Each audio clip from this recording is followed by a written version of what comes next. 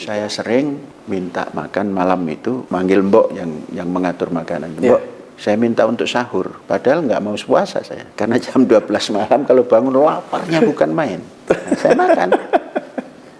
Pagi ketahuan gitu. Loh, katanya puasa mas. Lupa mbok gitu.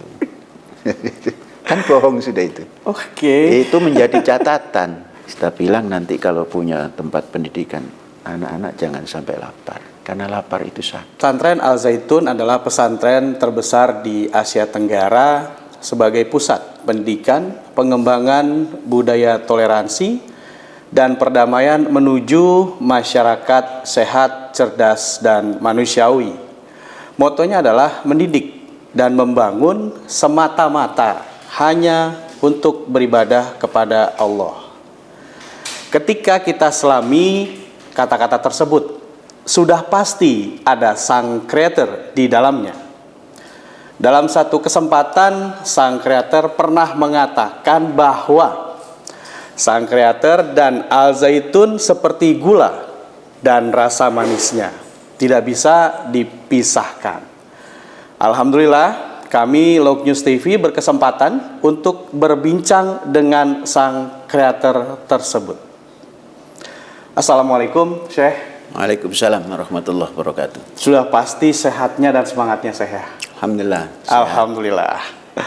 Kemarin Giat 1 Syuro 1445 Komariah, izin untuk mendahului Syekh. Itu kami melihat memantau sangat meriah sekali. Dan terlihat bahwa panitia sangat matang mempersiapkan segala sesuatunya. Nah, kami juga mengucapkan terima kasih Syekh sudah berkenan untuk meluangkan waktunya bisa kami wawancara secara eksklusif. Dan ini juga ternyata permintaan dari subscribe kami, dari halayak. Mereka ingin tahu Syekh Panji Gumilang itu seperti apa sih sebenarnya. Jadi ingin kita menghilangkan sejenak tentang kondisi yang ada. Insya Allah ini menjadi jawaban dari pertanyaan-pertanyaan halayak serta subscriber Log News TV. Seperti ini Syekh. Izin untuk mungkin saya bisa menceritakan bagaimana Syekh waktu kecil sampai usia produktif atau remaja. Oh, cerita masa kecil. Iya Syekh. Ini sulit untuk diceritakan karena zamannya sudah beda gitu. Ya. Tapi apapun kalau sekedar bercerita yang diukur masa kecil sampai remaja mungkin bisa diceritakan. Menurut orang tua,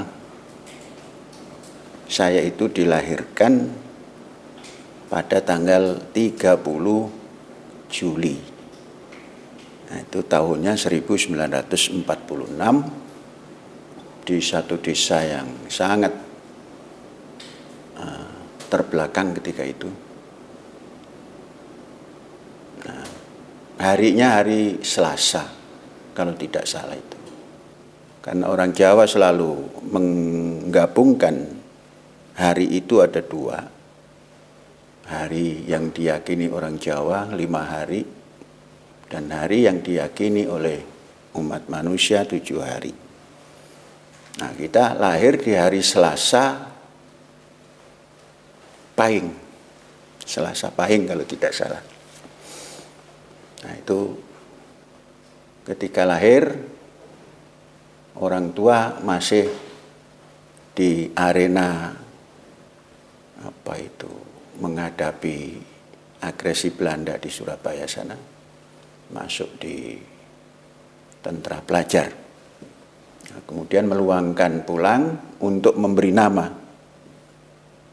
Nah, ketika itu diberi nama Abdus Salam. Nah, gitu. Maka terkenalah nama kecil itu Abdus Salam. Tentunya bin ayah ketika itu namanya sangat banyak. Satu diantaranya Muqarrib. Nah, Muqarrib itu nama waktu lahir ayah. Kemudian masa kecil ya diisi seperti kanak-kanak yang di pedesaan itu. Bergembira menjelang bulan purnama. Karena bulan purnama itu jadi hiburan yang luar biasa. Sejak tanggal 10 bulan Komariah itu kita sudah siap-siap untuk merayakan datangnya bulan purnama dengan permainan-permainan anak-anak. Jadi permainan yang paling semarak itu adalah di malam hari. Nah, disitulah ada pelatihan pencak silat, ada pelatihan nabuh kendang, dan lain sebagainya. Kendang untuk mengiringi pencak silat. Dan yang pasti belajar mengaji. Jadi belajar mengaji itu dilanggar kalau bahasa kami sana. Kalau sekarang musola gitu. Karena antara langgar dan masjid berbeda walaupun berdekatan. Masjid hanya untuk sholat dan ritual-ritual tertentu, sedangkan langgar untuk kegiatan anak-anak desa di situ, untuk belajar mengaji, belajar menulis Arab dan lain sebagainya. Karena ketika itu sekolah itu hanya ada dua, sekolah rakyat dan sekolah Arab, bukan madrasah, sekolah Arab. Ya. Sekolah rakyat waktu kami belum ada guru agama, hanya ada pelajaran budi pekerti. Kemudian tatkala menjelang kelas 5 sekolah rakyat itu baru ada guru agama. Nah, dalam kehidupan keseharian anak-anak kecil pada waktu itu, ya pekerjaannya begitu, belajar ke sekolah rakyat, pulang sekolah, kalau sekarang madrasah, kalau dulu sekolah Arab, kemudian bermain yang paling diminati ketika itu ya sepak bola, walaupun tidak punya lapangan. Nah, itu permainan sepak bola diminati. Kemudian dalam perjalanan sekolah di sekolah rakyat, belajar bahasa Indonesia itu baru mulai kelas 3. Jadi komunikasi di sekolah kalau ketika itu dari kelas 1, kelas 2 itu menggunakan bahasa Jawa. Belajar nulis Jawa, belajar huruf-huruf Jawa, dan berhitung, kemudian pelajaran ilmu bumi, apa semua itu sudah diajarkan. Walaupun bukunya bahasa Indonesia, namun praktek menerangkannya itu bahasa Jawa. Kelas 3 baru belajar bahasa Indonesia. Menyenangkan waktu itu. Tatkala belajar bahasa Indonesia itu menyenangkan. Sehingga kita punya untuk mempraktekkan bahasa. Kita suka bermain bola, maka membuat klub. Klub itu hanya namanya saja supaya bisa berbahasa Indonesia gitu. Kita singkat menjadi TBTO. TBTO. Tendang, tiada bola, tendang orang itu. Wow. Nah, itu ketika itu hanya ingin berbahasa Indonesia saja. TBTO ya. TBTO. Tiada bola, tendang orang. Mengapa? Karena dulu main bola ketika kami nggak ada wasit. Wasitnya yang masing-masing. Bebas berarti ya. Siapa yang badannya besar itu jadi wasit dulu. Jadi klub kami itu orangnya anak-anak yang tidak termasuk yang besar. Nah, yang kawan lain yang besar itu. Jadi wasit juga ya. Jadi wasit. Nah, tentunya kita dikalahkan terus, ya sudah. TBTO saja klubnya nanti, tiada pula tendang orang. Jadi ditakuti klub kita itu. Awas TBTO lewat gitu kan. Kita lawan TBTO, hati-hati. Langsung di move awal berarti ya. Ya nggak tahu lah. Karena kita ingin belajar bahasa Indonesia. Akhirnya kita ternyata punya kawan banyak. Mengapa? Klub yang kita berada di situ harus menggunakan bahasa Indonesia, nggak boleh bahasa Jawa gitu. Karena kita sudah belajar. Akhirnya klub kita itu disegani di kalangan kelas dari kelas 3 sampai kelas 6, klub kita itu disegani. Hanya karena menamakan TBTO. Kemudian seluruh pemain yang ada dalam klub kita tidak boleh berbahasa Jawa. Tatkala di lapangan, tatkala peluit belum selesai, tidak boleh menggunakan bahasa Jawa. Nah, itu mulai cinta kepada bahasa Indonesia. Orang selingkungan kita itu menamakan bahasa Indonesia itu bukan bahasa Indonesia, tapi bahasa Melayu. Ya. Tahun 50-an itu mengatakan bahasa Melayu. Kalau orang Jawa bilang coro Melayu. Menjadi bahasa Indonesia itu tatkala kami, seumuran kami itu sudah kelas 6. Ya. Jadi ini bukan bahasa Melayu tapi bahasa Indonesia. Dikenalkanlah Sumpah Pemuda. Jadi Sumpah Pemuda kami kenali itu sejak kelas 5, kelas 6 SR. Oh, jadi bukan bahasa Melayu Pak ya katanya. Tapi bahasa Indonesia. Iya. Walaupun bahasa Indonesia ini digunakan juga oleh orang Malaya gitu.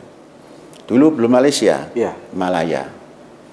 Orang Malaya, orang di Sumatera itu menggunakan bahasa Melayu gitu. Ya. Kata orang-orang di kampung. Nah, kita menggunakan bahasa Indonesia. Mulai sadar bahwa bahasa yang dinamakan ketika itu bahasa Melayu menjadi berubah bahasa Indonesia itu sejak kelas 5, kelas 5 lah. Pada waktu belajar bahasa Indonesia itu masih kita bilang ini coro Melayu Pak ya gitu. Coro Melayu itu bahasa Melayu. Ya. Guru kita juga tidak mengatakan tidak. Ya sudah belajar saja gitu. Oke. Kita ingat bukunya itu namanya Bahasaku. Buku teksnya itu namanya Bahasaku. Disitulah mulai kita merasa menjadi orang Indonesia dan bangsa Indonesia. Kemudian guru sudah mulai menanamkan keindonesiaan. Ternyata tatkala kelas 4, kelas 3, kelas 2, kelas 1 itu menanamkan bahasa lingkungan supaya tidak dilupa barangkali. Nanti kalau tidak ditanamkan mungkin guru-guru itu khawatir. Ya. Nanti lupa dengan bahasa ibunya gitu. Jadi orang Indonesia itu punya bahasa ibu dan punya bahasa nasional gitu. Nah, maka bahasa ibu ditanamkan, kemudian kelas 5, kelas 6 diarahkan bahwa ini bukan bahasa Melayu tapi bahasa Indonesia. Keluar kesadaran. Dari sejak itulah kita memiliki kesadaran keindonesiaan. Nah, itu tentang sekolah. Kemudian ada satu kecintaan terhadap mengajar. Itu sejak bisa menulis. Mengapa? Orang tua itu mendorong, memberikan semangat. Karena orang tua itu kepala desa, kemudian rakyat di situ masih banyak yang belum bisa baca tulis. Maka negara mengadakan program pemberantasan buta huruf dulu itu, tahun 50-an itu. Kita sudah sekolah. Nah, setiap pulang dari sekolah, kita ditanya oleh orang tua, apa pelajaranmu tadi? Menulis dan membaca. Mana tulisanmu? Ditunjukkan. Bukan kertas ketika itu, tapi batu tulis. Pakai grip ya saya? Ya, pakai alat tulis yang dari batu juga. Ya. Nah, ditengok oleh orang tua, oh sudah bagus. Kamu nanti masuk ke kelas orang tua. Karena diadakan di tempat kita itu, di rumah sebetulnya, tapi dianggap balai desa. Ya. Nah, setiap pagi kita pulang sekolah ditanya oleh orang tua, nanti kamu belajar bersama uwak-uwak ini, manggilnya uwak karena sudah sepuh. Nah, ternyata orang-orang tua yang masih belum bisa menulis dan membaca itu senang tatkala kita suruh belajar bersama. Kalau datang guru dari dulu itu PPDK, Ya. Kementerian Pendidikan, Pengajaran, dan Kebudayaan. Setiap datang guru dari kantor PDK, itu sedikit yang datang. Nah, kita tanya, mengapa Pak? Kok malas belajarnya? Nak, kan Uwa ini sudah tua, tapi dikatakan bodoh, jadi nggak mau lah katanya. Ya biar. Iya. Begitu kita masuk, mereka senang. Ini sama-sama nggak bisanya, gitu. Sama-sama belajar. Jadi kita baru belajar, menyampaikan ke orang tua yang juga disuruh belajar, maka semangat. Nah, ketika itu pemberantasan buta huruf itu untuk mengevaluasi hasil belajarnya, itu setiap pintu pasar ditutup. Jadi ada yang ngecek sudah bisa nulis apa, sudah bisa membaca apa. Oke. Ternyata dari desa kita Ya. itu banyak yang sudah hafal A, B, C, D, E. Nah, gembira, saya bisa masuk pasar karena dites bisa A, B, C, D gitu. Iya. Nah, maka banyak dari desa lain yang ikut belajar ke balai desa orang tua itu. Nah, itu kurang lebih tahun 55 Pak Buren, menjelang pemilu itu. Iya. Pemilihan umum 55. Akhirnya ramai. Nah, di situ tumbuh minat menjadi pengajar atau pendidik. Di samping orang tua punya madrasah yang dinamakan sekolah Arab itu. Ya. Nah, di situ senang.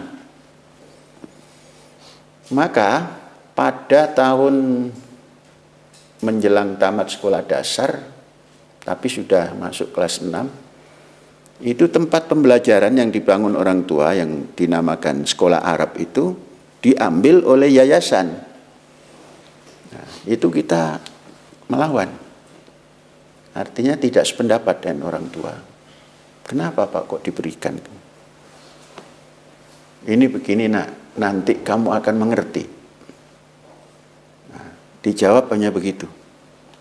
Akhirnya murid semuanya dipindahkan ke sekolah yayasan itu yang dinamakan YKUI.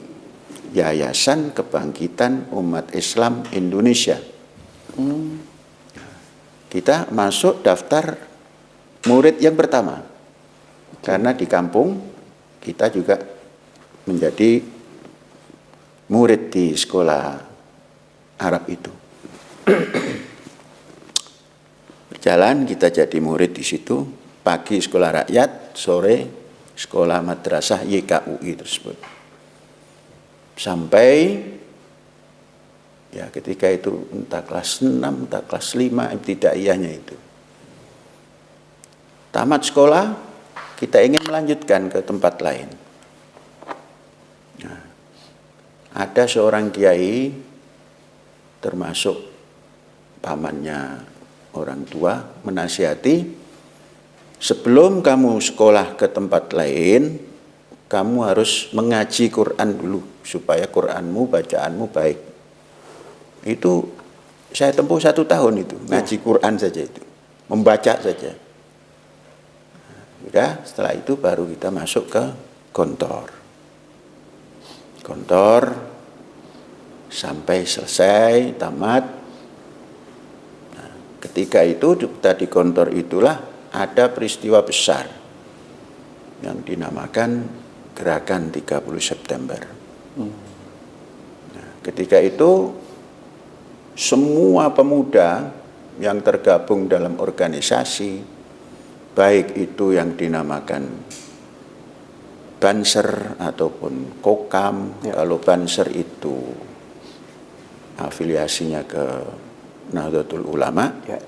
Kalau Kokam itu afiliasinya ke Muhammadiyah. Mengadakan gerakan-gerakan yang katakanlah menghadapi komunis. Gontor ketika itu juga ada gerakan yang seperti yang dilakukan oleh Kokam maupun Banser, tapi terbatas. Kejadian yang seperti itu yang sering diinformasikan bahwa ada semacam balas dendam terhadap komunis, karena pernah ada juga gerakan komunis yang mengadakan aksi yang dirasakan oleh umat Islam maupun pesantren. Nah, kita melihat itu tumbuh rasa. Ini baru rasa, bukan rasionalnya ya. Rasa, mengapa harus begini? Nah, kebetulan ketika itu saya waktu sudah masuk ke kelas 5 akhir, kelas 5 akhir, itu ikut dalam katakanlah regu yang bertindak untuk menjalankan sesuatu itu. Nah, di situ mulai terfikir, mulai merasa, mengapa harus begitu? Nah, itu tumbuh bahwa kenapa harus dihadapi seperti begini dalam kehidupan merdeka yang sudah menjadi sebuah negara besar. Itu mulai tumbuh rasa. Setelah melihat ada action, kita menyatakan saya tidak. Karena rasa kemanusiaan saya tidak mendukung. Nah, baru berpikir. Nah, itu mendulukan rasa daripada pikir. Logika kita berjalan, membaca sejarah. Oh, ternyata harus tidak diselesaikan seperti begini. Ternyata kejadian itu sulit untuk dilupakan oleh dua belah pihak. Tatkala datang putaran sejarah tanggal tersebut, selalu mengungkap masa lalu, masa lalu. Di-remind terus ya. Itulah yang barangkali perasaan yang kemudian didukung oleh pemikiran. Akhirnya berkembang terus. Harus dibalut oleh ilmu pengetahuan. Ya, dari situ rasa kemanusiaan yang sampai hari ini saya tidak bisa menyatakan bahwa apa yang kita lakukan atau dilakukan ketika itu benar. Saya tidak bisa mengatakan benar, baik oleh kedua belah pihak. Nah, dari situlah tumbuh. Tatkala selesai dari pembelajaran di kantor, saya ingin mencari pemahaman yang lebih luas. Jadi masuklah ke Ciputat. Perjalanan dari Jawa Timur ke Ciputat ketika tahun 66 itu perjalanan yang sulit. Walaupun itu di Pulau Jawa. Karena setiap terminal kereta api di stop diperiksa. Periksa KTP. Sedangkan ketika itu sebagai pemuda belum punya KTP. Tapi memberanikan diri jalan. Walaupun orang tua sudah mengingatkan jangan nak, ke Jakarta sulit. Tapi dalam pikiran saya tidak menemukan tempat yang bebas kecuali di Jakarta gitu.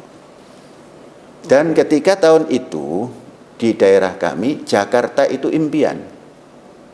Artinya sulit ditempuh. Siapa yang bisa masuk Jakarta itu orang yang dianggap bagus gitu kan. Nah, di kampung kita bisa nerobos dalam kondisi tahun 66 yang masih sulit. Tanpa membawa KTP, karena KTP ketika itu perlu nggak perlu, belum ada undang-undang. Nah, di kantong ada kartu pramuka. Itulah modal dalam perjalanan. Ditanya oleh tentara ketika itu, bukan polisi yang masuk ke gerbong-gerbong kereta api itu. Tanya, mana KTP? Saya nggak punya KTP, Pak. Saya punya kartu pramuka. Nah, ditunjukkan. Oh ya, terus jalan, nggak apa-apa. Mungkin ditengok ini masih anak-anak karena kartu pramukanya juga ada tanggal lahir. Yang hampir saja tidak bisa melanjutkan itu di Tegal ketika itu. Tegal, semua suruh turun, yang memeriksa baret merah gitu. Oke. Banyak yang diturunkan mungkin nggak punya KTP gitu. Ya. Menurut saya. Nah, giliran kita tidak punya KTP tapi punya Kartu pramuka. kartu pramuka. Ya. Lama juga itu. Ya. Tapi kita nggak pernah terdetik takut apa pun enggak, karena ada kartunya dan alamatnya jelas, Gontor Ponorogo gitu kan. Iya. Itu kereta api, panduannya bukan waktu, tapi sudah boleh jalan atau belum oleh petugas keamanan. Oke. Jadi ada 1 jam kalau nggak salah, lama itu. Akhirnya kita ya boleh jalan. Nah, terima kasih. Sampai ke Cirebon sudah tidak terlalu ketat. Lewat Cirebon sudah tidak ada pemeriksaan. Ternyata ya sampai ke Tegal, Brebes itulah yang ketat. Dan sampai ke Jawa Timur. Nah, Cirebon sudah nggak ketat. Sampai ke Jakarta, adem-adem saja perjalanan. Nah, tibalah di Jakarta. Hari itu hari pertama saya kenal Jakarta. Ya, lupa tanggalnya itu. Saya melihat Jakarta yang kita idam-idamkan itu Hotel Indonesia. Karena HI. gambarnya bagus. Ya, kan? HI. Oke. Ya, sampai ke bundaran Hotel Indonesia itu, Ya. saya memerintah ini sopir yang apa namanya oplet. Dulu oplet kayu ya. Oplet. Dan itu saya borong. Karena saya nggak tahu harganya kan, arahnya nggak tahu, antarkan saya ke Ciputat, berapa kamu mau? Wow. Nah, berdua. Sampai di Hotel Indonesia saya berputar, berkali-kali putar lagi mas. Amazing ya saya. Ya, karena apa? Melihat itu batu ditumpuk saja gitu. Jadi bagus. Iya. Kemudian ada air mancur. Saya punya kawan, masih hidup beliau itu. Sekarang menjadi dosen di Universitas Muhammadiyah Surabaya. Itu sampai mencubit saya. Ente desa, nah memang saya orang desa gitu kan. Saya baru masuk kota ini kan. Jadi dia malu merasa orang desa, ketahuan orang desanya. Saya menunjukkan saya orang desa, ingin tahu kota gitu kan. Oke. Ya, terlaksana 7 kali keliling gitu kan. Wah, indah Jakarta gitu kan. Terus sampailah ke jembatan Semanggi. Kita bertanya pada sopir itu, Bang, mana sungainya? Iya. Sampean dari mana? Saya dari Surabaya gitu kan, mengaku Surabaya, ingin jadi orang kota juga kan, supaya nggak terlalu desa gitu. Saya orang Surabaya gitu kan. Ini baru pertama ya? Iya. Ini jembatan Semanggi, hanya nama, Mas. Gitu. Hanya nama. Iya. Nah, sudah, saya minta naik. Turun sebentar mas, saya mau melihat. Dan saya lihat itu ya, di bawah itu terus melihat ke depan. Indah sekali Jakarta. Baru kita mengatakan Jakarta indah. Nah, sudah, pulang. Lanjut. Sampai ke Ciputat. Sampai pasar Jumat, jalan masih merah. Masih hitam. Ya. Sampai turun jembatan dulu, dari PT IKA turun, ada sungai. Lepas sungai itu ngebul sudah. Mas, ini masuk Jakarta apa tidak? Oh bukan, ini bukan Jakarta, Tangerang katanya. Katanya IAIN itu Jakarta. Iya, tapi di Ciputat itu Tangerang. Oke. Jadi tidak ada aspal.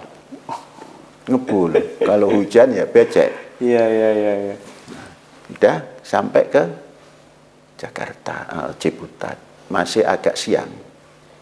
Kalau tidak jam 1, jam 2 ketika itu saya berhenti persis di depan IAIN. Dulu depan IAIN itu bukan yang sekarang kanan kiri, tapi dulu di tengah-tengah. Oke. Ada warung Aceh. Saya berhenti di situ. Alamat juga nggak tahu yang kita tuju itu. Wow. Turun, minum dulu. Ada orang datang. Ini adik dari mana? Oh, saya dari Jawa Timur. Mau kemana? Mau ke IAIN. Terus siapa yang mau ditemui? saya punya catatan tapi belum kenal. Namanya Dr. Andes Haji Muhammad Ridho, terkenal dengan Haji Ridho. Terus satu lagi Dr. Andes Abdurrahman Partosentono. Oh ya, itu dari Gontor itu dua-duanya katanya. Oke. Adik dari mana? Saya dari Gontor juga. Oh, pantas kamu cari orang itu katanya. Oke. Ternyata yang mengatakan, yang ketemu pertama kali itu adik Pak Menteri Agama Munawir Syadzali. Oke. Namanya Hifni Syadzali. Wah, ini orang kampung ini baru datang ke kota katanya. Kita bilang, kota apa mas? Jalannya ngebul kok kota gitu. Ngakak dia. Kamu bisa saja jawab. Untung nggak balik lagi ya saya, Iya. karena pikir sama aja gitu kan. Oke. Orang baru datang sudah menghina Ciputat. Ayo saya antar. Saya juga dari Gontor katanya. Oke.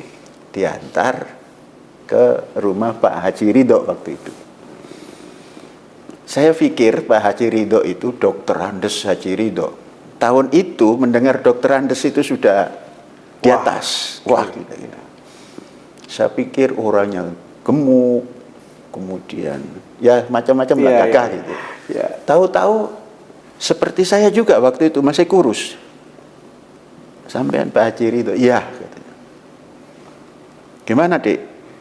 Saya dari Gontor ingin masuk ke IAIN. Kata kawan-kawan harus ketemu Pak Haji Ridho atau Pak Abdurrahman Partosentono. Pintu gerbangnya ya. Iya, saya tidak kenal sampean. Oke. Tapi saya tahu nama sampean. Oh ya, besok daftar. Diantar. Padahal sudah selesai itu pendaftaran, itu sudah selesai, masih diantar. Tapi belum ketemu yang Pak Dr. Andes itu satu lagi, Abdurrahman. Ya. Masuklah kita ke Fakultas Adab. Kemudian dipertemukan dengan dekan, Pak Profesor Bustami Abdul Ghani. Ditanya karena mirip ke sana kemari, saya katakan bahwa saya dari Gontor. Terus kata pembantu dekan itu Pak Janani namanya, Dr. Andes Janani, kan sudah tutup Pak Dekan gitu.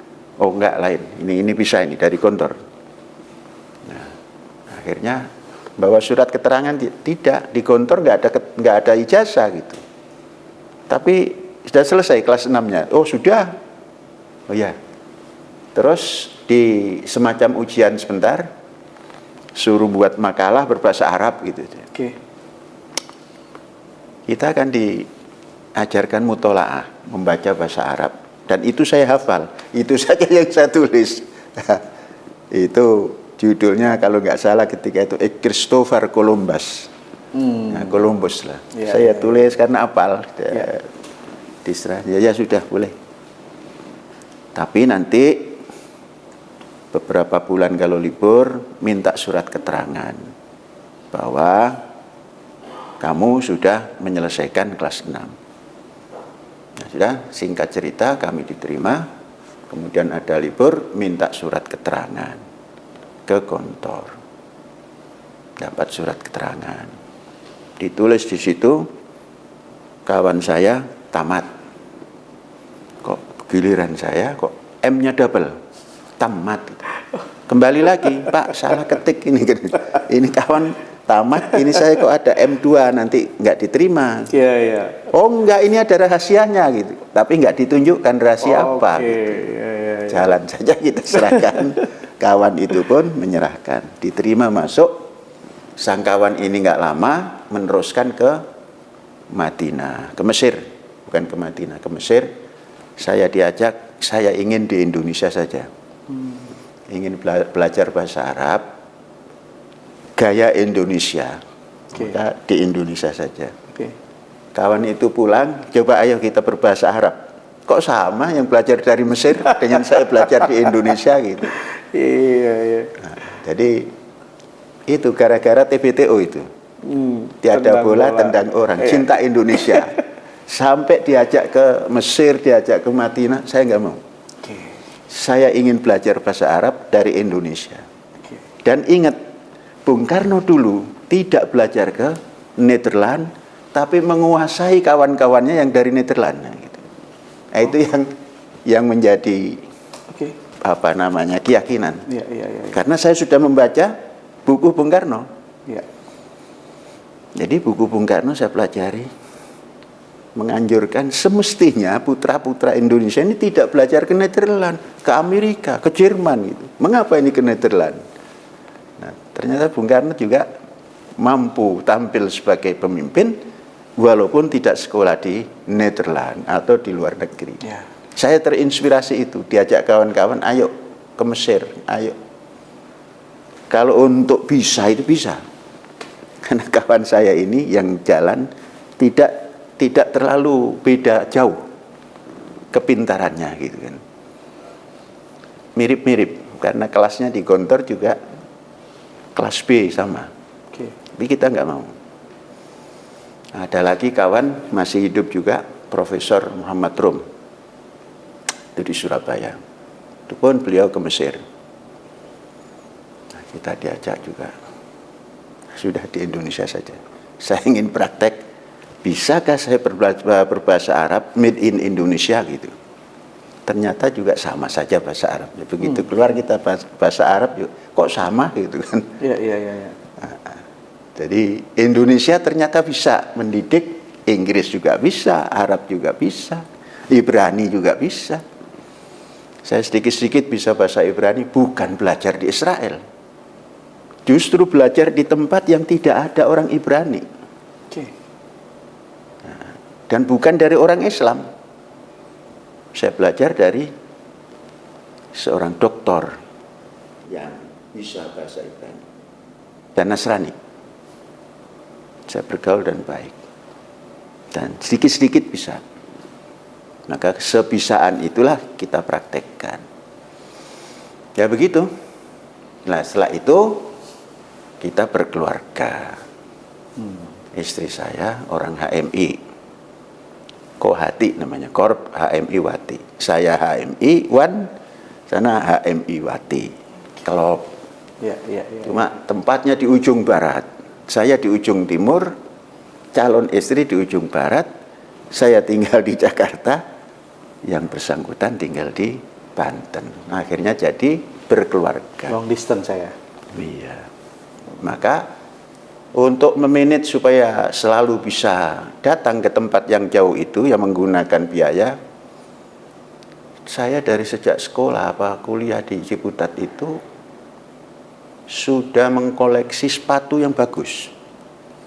Ketika itu sepatu terbagus yang dipakai umum itu Yamaha namanya itu, yang terbagus. Yamaha. Tapi saya melihat di situ ada sepatu kok mereknya seperti Pulau Bali ya. Bali. Saya coba enak. Harganya mahal. Oh, oke. Saya beli. Untuk apa? Untuk investasi. Dan itu sepertinya jadi favorit ya? Bagaimana? Bali itu. Iya, sampai sekarang enak dipakai saya pakai gitu. Iya. Untuk apa itu? Investasi. Tatkala saya tidak punya uang, tapi waktunya harus datang ke Banten, itu saya taruh di tukang loak. Tukang loak, ini simpan, barang bagus, kamu harus kasih uang yang banyak pada saya. Itu prepare sampai seperti itu ya saya? Iya. Persiapannya gitu? Ya karena kan ingin sesuatu tercapai. Oke. Jadi itu waktu itu belum ada sepatu Bali yang tinggi itu. Adanya kasual itu. Oke. Nah sudah, kok nggak terlalu cukup.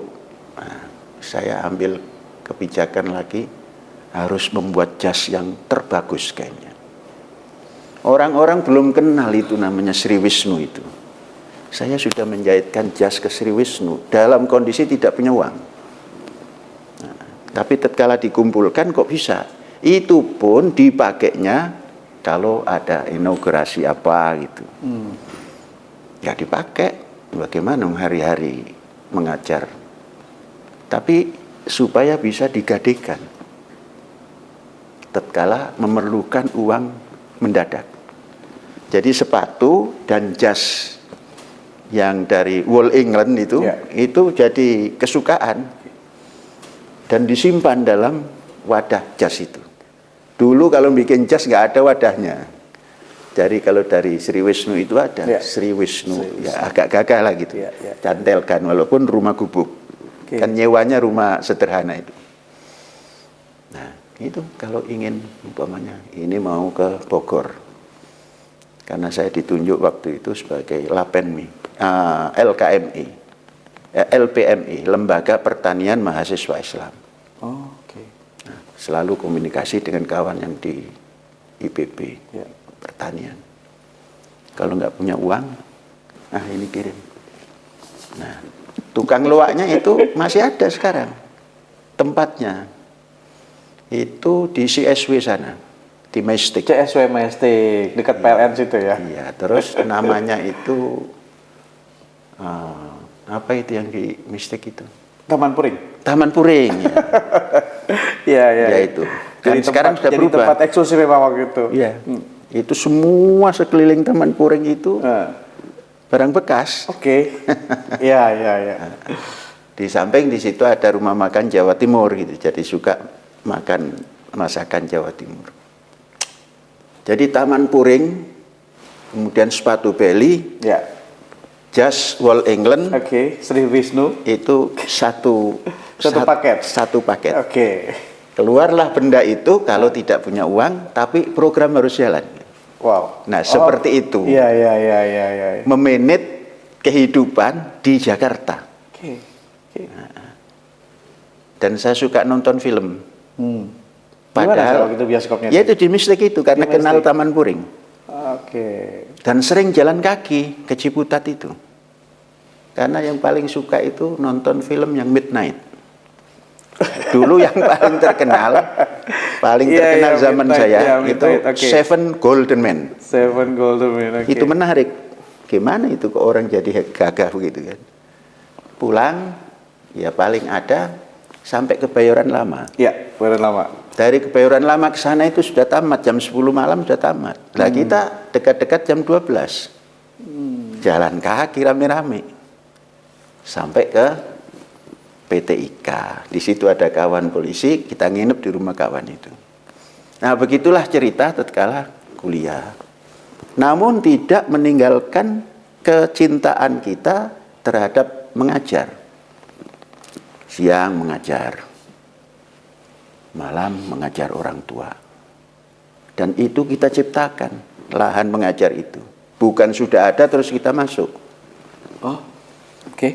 Ya. Nah, begitu ceritanya. Ya, Sampai ya, ya. di tempat istri, kita disuruh menjadi kepala sekolah. Lain lagi ceritanya.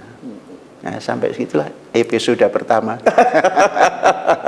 Menarik banget saya jadi melihat memang saat ini yang dilakukan oleh Syekh itu memang ada korelasi dengan pada saat zaman kecil sampai usia produktif berarti ya.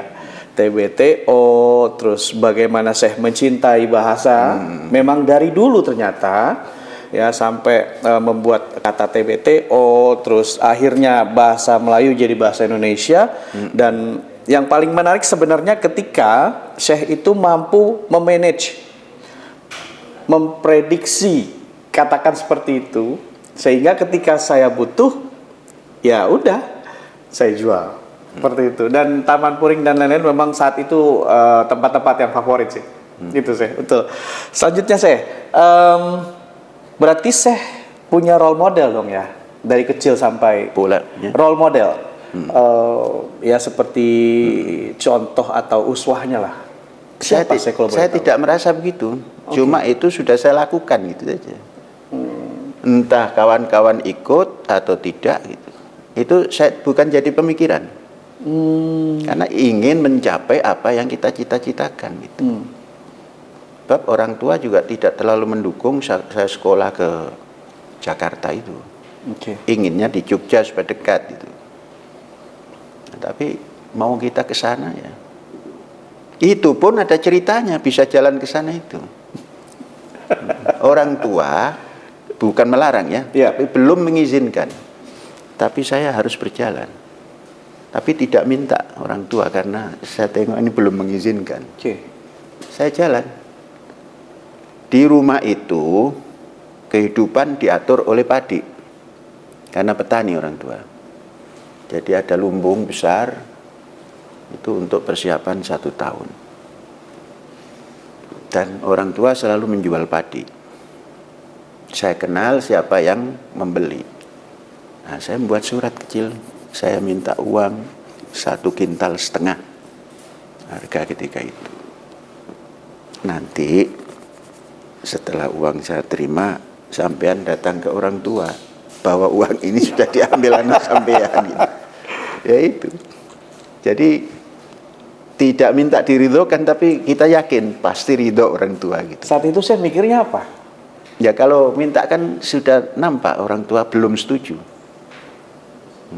Tapi saya mau jalan.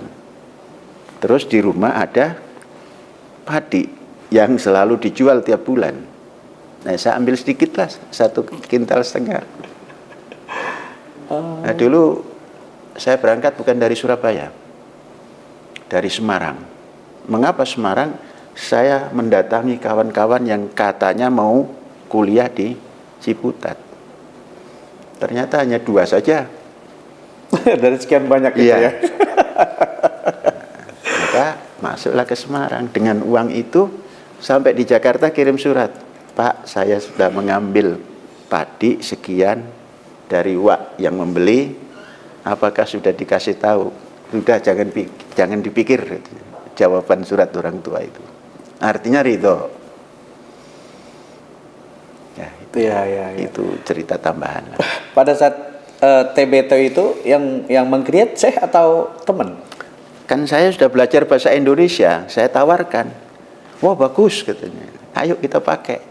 Semua kita mintai. Kan kawan kita itu 20 waktu itu, satu desa itu, satu kampung itu. Ya. Artinya kalau belum bertanding, kita bertanding sesama. Ya. Tapi isinya 10-10 gitu. Ya. Kita dulu nggak kenal bahwa permainan sepak bola itu harus 11, itu nggak kenal. Pokoknya semua jaga gol, kanan kiri terpenuhi, tengah ada isi main. Oke. Ya, terus ketika TBTO itu disetujui, memang berarti dari dulu ya saya sudah punya filosofi ketika saya menciptakan sebuah nama sepertinya. TBTO, terus sekarang Al-Zaitun, termasuk gedung-gedung asramanya juga dengan nama-nama yang saya kira itu sudah ada filosofinya, betul ya saya? Kalau semua harus punya filosofi. Ya. Karena filosofi itu kan mendasari apa yang kita akan lakukan. Kalau Al-Zaitun sendiri saya? Kalau cerita Al-Zaitun itu diawali dari jauh, perjalanan jauh dulu. Tadi kan baru episode pertama itu. Oke, penasaran. Nanti ada episode kedua. Ya? Oke. Ini episode kalau nggak ketiga, keempat ini. Menemukan Al-Zaitun. Iya. Kalau gitu saya akan gocek lagi nih sepertinya ya supaya bisa keluar jawaban saya itu. Oke, terus izin saya. Berarti ketika saya sudah mengenal lawan jenis, saya itu menerima atau menolak pada saat itu? Apanya itu? Perasaan gitu. Maksudnya gimana itu? Iya, ketika saya sudah kenal lawan jenis, terus saya menerima atau entar dulu lah, sekolah dulu atau apa gitu. Kan sekolah sudah selesai. Menurut saya ketika itu selesai. Di Ciputat sudah, batasnya sudah sampai. Oh, ini harus punya keluarga. Dan kita sudah punya seseorang di non jauh di sana, yang saya kenal dia kenal, yang saya bisiki melalui surat gitu. kamu mau nggak kalau bergaul lebih jauh dengan saya gitu. Ternyata di sana, apa betul itu pertanyaan gitu kan, dipertanyakan lagi. Kalau tidak betul saya nggak akan nulis surat gitu. Baru percaya gitu kan. Oke. Dan kejadiannya pun tatkala kita ada program kerja dakwah dari lembaga dakwah mahasiswa Islam HMI. Saya diutus ke ujung kulon daripada Banten. Ya ketemu. Iya. Ini nyambung sih saya dengan pertanyaan saya selanjutnya gitu kan. Saya kan pernah waktu itu mewawancari Umi yang Muharram tahun berapa saya lupa lah. Saya tanya sama Umi karena saya tahu teman-teman yang wartawan lain pasti nanya narasumber atau tamu yang pasti sama. Saya saat itu pengen anti mainstream aja, saya pengen beda sendiri. Saya tanya, Umi aja nih saya tanyain gitu. Saya tanya, Umi itu sangat mengidolakan Syekh. Itu ketika apa sih pertama kali? Umi jawabnya apa, Syekh? Kalau Syekh berorasi di podium, itu seperti singa podium. Itu kata Umi. Saya baru tahu. Oh ya? Saya baru tahu kalau itu yang dikagumi. Karena apa? Memang perkenalannya ketika saya sedang bulan Ramadan menyambut Nuzulul Quran di masjid kampung Umi itu. Kumpullah kiai dari mana-mana. Nah, saya sebagai pemuda ketika itu, ya inginlah menampilkan kepemudaan gitu kan. Ternyata ada yang mengagumi, ada yang mantau gitu. Dan ketika itu saya makan setelah acara itu, makan rame-rame di tempat yang palawarinya, juru suguhnya itu ya Umi. Terus setelah selesai semua mau pulang, saya tanya sekolah di mana? Nah, gitu. Sekolah yang saya tanya. Langsung langsung to the point. Bukan nama. Bukan nama yang saya tanya. Kamu sekolah di mana? Di INO sama. Terus organisasinya apa? HMI sama. Kan? Nah, baru saya nanya kawan siapa namanya itu. Bukan saya nanya. Melalui kawan yang dekat. Itu siapa namanya? Iya, biasanya kan orang nanya nama dulu ya. Saya tidak. Kamu sekolah di mana? Gitu. Kenapa Syekh waktu itu tanyakan itu? Apa akan jadi bahan pertimbangan Syekh selanjutnya atau gimana? Iya, karena melihat di antara yang ada itu yang nampak Umi gitu kan. Kan banyak wanita yang menyuguhi makanan ke kiai-kiai itu. Kok ini agak beda gitu. Dan saya tanya, kok bisa beda itu? Sekolahnya di mana? Tidak nanya nama. Sekolah di mana? Kemudian dulu salaman antara laki perempuan di tempat itu sepertinya haram, sepertinya gitu. Tapi di depan orang banyak saya salaman. Salaman, tapi tidak mengenalkan nama. Dalam salaman itu tangan saya ini agak jahil. Jadi tengahnya ini saya tekan ternyata nyambung. Ya itu barangkali. Terus saya tulis surat. Jadi dari tangan ini sampai tulis surat, baru tahu nama dari yang bersangkutan. Iya. Ini sisi yang mungkin diinginkan oleh subscribe Lognews TV saya. Ternyata ada sisi out of the box-nya dari saya. Oke, menarik sekali. Syekh ngomong-ngomong, sejak usia berapa Syekh paham bahwa Syekh sudah mampu melihat future? Saya ketika menikah itu 24. Menikah itu buat Syekh future? 24 tahun. Ya. Kemudian saya sudah merasakan harus ada yang dirubah perjalanan kita itu. Nah, karena bisa merasakan seperti itu ya menghayal lah. Perubahannya seperti apa yang harus kita buat. Terlagi-lagi pendidikan. Karena saya bisa merubah orang tua dari menghindari belajar menulis karena gurunya merasa sudah pintar, lantas yang diajar ini belum bisa, kamu gitu saja kok nggak bisa gitu kan. Ternyata saya bisa menaklukkan karena sama-sama belum bisa gitu kan. Bukan sama-sama tidak bisa, sama-sama belum bisa. Saya duluan bisa, saya transfer yang belum bisa dan akrab. Nah, maka ini perubahan ini harus dari pendidikan. Nah, setelah berkeluarga, 10 tahun berkeluarga, saya mendapat tugas ke luar negeri. 10 tahun juga, kurang sedikit lah.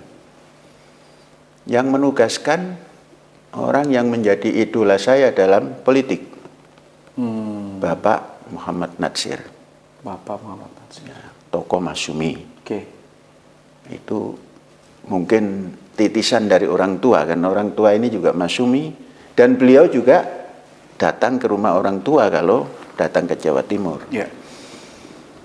Nah, saya ditugaskan karena beliau menjadi perwakilan Robito Alam Islami di Indonesia. Ya.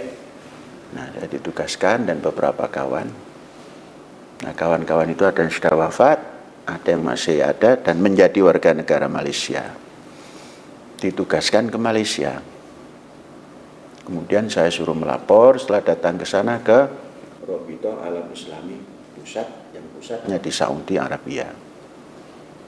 Selama 10 tahun saya mendapat gaji dari Robito Alam Islami dan punya kesempatan banyak untuk keliling. Mengapa? Karena ada tiket setiap tahun. Dan tiket itu bagusnya tidak dibentukkan tiket, tapi uang untuk ditiketkan. Nah, itulah saya atur untuk ke Indonesia kan gampang. Saya atur untuk jalan kemana-mana. Nah, di samping ke Saudi untuk menunaikan ibadah haji, ya kemana-mana. Yang saya cari seperti apa pendidikan di negara-negara lain. Nah, karena tinggal di Malaysia dan punya tugas khusus untuk mengadakan pembinaan daerah-daerah tentang keislaman, saya pelajari betul pendidikan Malaysia. Ketika itu saya menyimpulkan pendidikan di Malaysia ini sangat bagus dan boleh dicontoh. Walaupun guru-gurunya banyak dari Indonesia. Tapi ternyata guru dan sistem dan sarana itu tidak boleh bisa.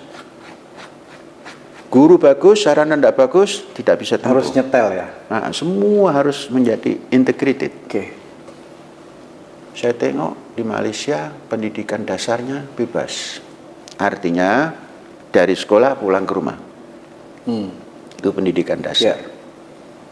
Pendidikan menengah, dari kalau sekarang kelas 12 gitu ya, dari kelas 7 sampai kelas 12 itu semua dalam asrama. Setiap tempat yang sekolah negara atau sekolah kerajaan di sana, itu semua berasrama yang menengah. Nah, ternyata ini yang bisa membawa Malaysia itu cepat dalam perkembangan pendidikan. Kemudian di dalam melanjutkan pembelajaran itu tanggungan negara. Dari yang sekecil-kecilnya, termasuk di SD itu juga tanggungan negara, nggak ada keluar uang. Ini yang bikin cepat. Kemudian guru juga dipilih betul. Walaupun mendatangkan dari Indonesia juga terpilih. Jadi banyak guru yang datang di Indonesia ketika tahun 80-an untuk menjadi pengajar di Malaysia, tapi masuk dalam satu sistem yang bagus. Oke. Makanya cepat. Ya. Nah, itulah terdetik pembelajaran mesti boarding school. Boarding school. Oke. Dan harus semacam kibut. Kibut itu semacam pesantren Israel. Ya. Semua dilakukan sendiri untuk kepentingan sendiri. Kalau bahasa Bung Karno berdikari. Berdikari. Oke. Nah, sudah mendapat 1 poin Malaysia. Maka anak Malaysia yang tinggal di dusun, tidak mengenal listrik, tidak mengenal telepon, Ya. begitu masuk ke boarding school semua bisa dirasakan. Kemudian strata kehidupan orang tuanya nggak nampak, semua rata. Equal ya. Oke. Semua rata. Kalau di kita ketahuan, oh ini anak orang yang bermersi. Oh ini anak orang yang berbajai. Ya. Ini anak yang jalan kaki. Itu nampak. Kemudian pemakanan pun sama, karena dalam boarding school tidak ada orang tua yang ngirim makanan itu karena sudah merasa cukup. Nah, di kita belum begitu. Jadi makanan ditentukan oleh jalanan. Kemudian kendaraan ditentukan oleh jalanan. Maka yang mendidik jalanan juga. Kalau sana yang mendidik sekolah. Ya. Nah, itu kita ambil 1 poin. Kontras ya saya. Kontras ya. Maksudnya kontras. Ya, sangat bertolak belakang ya dengan bagaimana di kita dan saya tidak mengatakan begitu. Oke. Cuma saya simpulkan ini dia harus diadopsi. Nah, sudah. Saya berjalan kemana-mana, ke Saudi, melihat Universitas Madinah yang Islam itu. Kita melihat di Kairo, kita melihat di Turki, yang saya anggap tempat-tempat itu tempat yang bisa dilihat untuk kemajuan itu. Saya catat, namun tidak mengadopsinya. Kalau Malaysia saya catat dan saya adopsi. Nah, itu satu contoh. Saya berkenalan dengan awal tatkala Tun Mahathir masih menjadi Menteri Pendidikan, saya ke sana itu. Saya ingin berkenalan dalam arti melihat cara berpikir dalam pendidikan. Saya pernah menyaksikan, entah pernah jadi Menteri Kesehatan apa enggak, tapi ada cerita dari Pak Mahathir tatkala tahun 80-an itu menghadapi penyakit gula. Nah, karena Malaysia terkenal peminum air manis kan. Menaikkan harga gula. Jadi harga gula tidak ada gonjang-ganjing tapi terus dinaikkan. Terus diinstruksikan kedai-kedai kopi jangan menggunakan gula mahal gitu. Itu berapa tahun bagus, mulai diturunkan lagi stabil. Orang sudah terbiasa minum kopi TO gitu kan, artinya kosong gula gitu. Terkenal. Itu pun jadi pelajaran. Ternyata pemimpin itu harus punya jalan untuk mencapai tujuannya. Gula naik, bukan 1-2 kali lipat. Mahalnya bukan main. Sampai dikritisi oleh politisi-politisi, apa maksudnya ini menteri gitu. Akhirnya sudah berjalan, kalau nggak salah 2 tahun turun lagi datar. Orang sudah terbiasa minum tidak terlalu banyak gula. Nah itu Dr. Mahathir yang saya pelajari. Kemudian saya melihat lagi di samping Arab Saudi, Arab Mesir, Yordania saya datangi juga, Syria saya datangi, terus Turki saya datangi. Ada catatan, tapi belum kita masukkan. Kemudian datang ke tempat di mana Islam pernah masuk ke Eropa. Spanyol dan Portugis sana kita datang. Ya itu tadi, karena difasilitasi oleh Rabita Alam Islami, punya tiket tadi, cukup untuk keliling-keliling itu. Nah, sudah berjalan, oh begini. Ya, nanti kalau datang ke Indonesia, saya akan buat sebuah pendidikan. Kalau Kibut itu Israel, kalau Indonesia adalah pesantren. Nah, maka kita buat nanti kalau mendirikan pesantren, temanya pesantren spirit but modern system. Ya, betul. Nah, itu. Ya, dalam nanti dulu supaya ini episode kedua kan. ya. Selesailah. Sebetulnya kalau ingin melanjutkan ya lanjut. Tapi cita-cita ini harus cepat. Saya melihat umur ketika itu. Saya umur sudah hampir 40. Saya belum punya karya apa-apa. Bung Karno sudah memproklamirkan Indonesia. Nabi Muhammad sudah membuat risalah. Masa saya orang Indonesia tidak bisa berbuat seperti Bung Karno? Saya di bidang pendidikan. Gitu. Saya kumpul dan kawan-kawan se-Indonesia yang sama-sama tugas. Saya ingin resign. Loh, kenapa? Sudah mapan begini? Ya, mapan itu relatif. Saya ingin membuat satu karya di Indonesia untuk Indonesia. Apa? Pendidikan. Waduh, gimana itu? Bisa tercapai enggak? Jangan cerita tercapai, tidak tercapai. Saya harus jalankan. Saya mau letakkan jabatan itu. Kawan-kawan awalnya melarang, janganlah, kan di Indonesia agak susah gitu. Cari pekerjaan. Oh, saya nggak nyari pekerjaan, mau membuat pekerjaan kayak gitu. Ya, akhirnya disepakati oleh kawan-kawan. Walaupun kalau tidak sepakat juga saya tinggalkan. Dan ada lagi satu tugas di Malaysia itu, saya menjadi, orang sana bilang presiden Perhimpunan Masyarakat Indonesia Sabah Sarawak. Nah itu sudah periode kedua. Ya. Saya 8 tahun itu menjadi presiden Perkisa itu.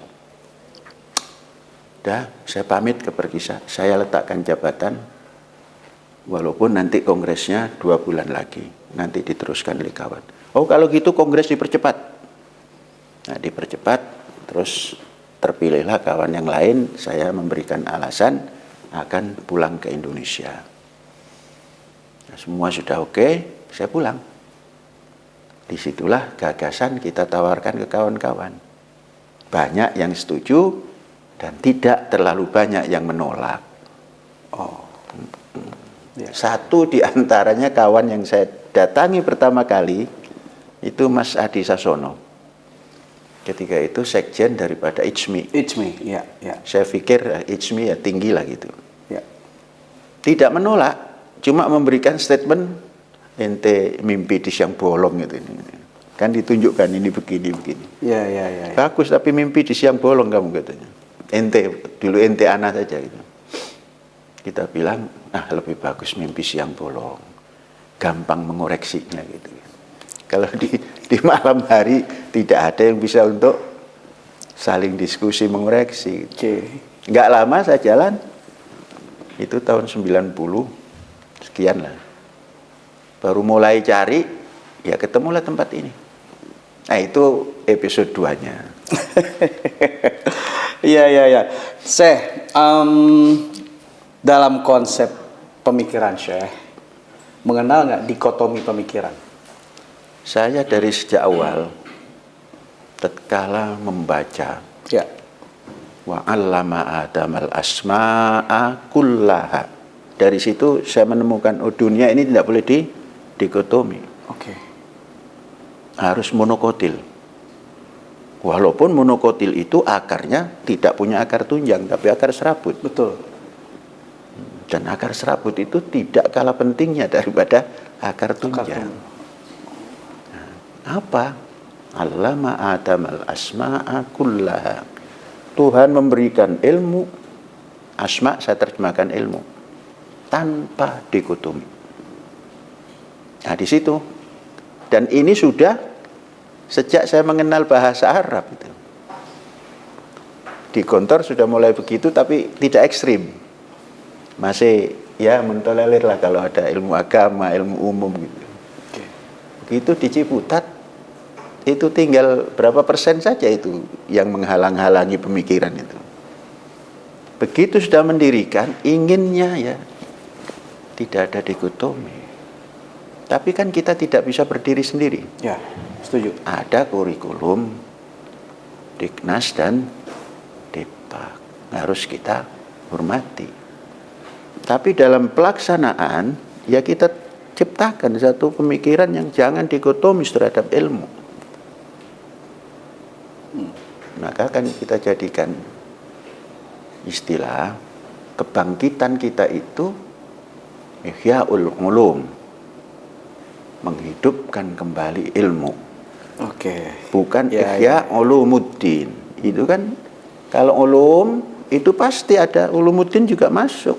Tapi kalau ulumuddin top, maka kita terputus daripada perkembangan ilmu yang tiap detik bergerak. Ya. Sesuai dengan tema kemarin sepertinya Muharram. Ya. Kembali ke Indonesia Raya dengan ilmu. Ya. Ketika apa sih saya selalu mendapatkan gagasan pemikiran merdeka itu waktu itu ketika apa? Ya ketika Masih ketika kehidupan belum merdeka. Jadi merdeka negara ini harus diinternalisasikan kepada individu. Individunya pun harus punya kemerdekaan.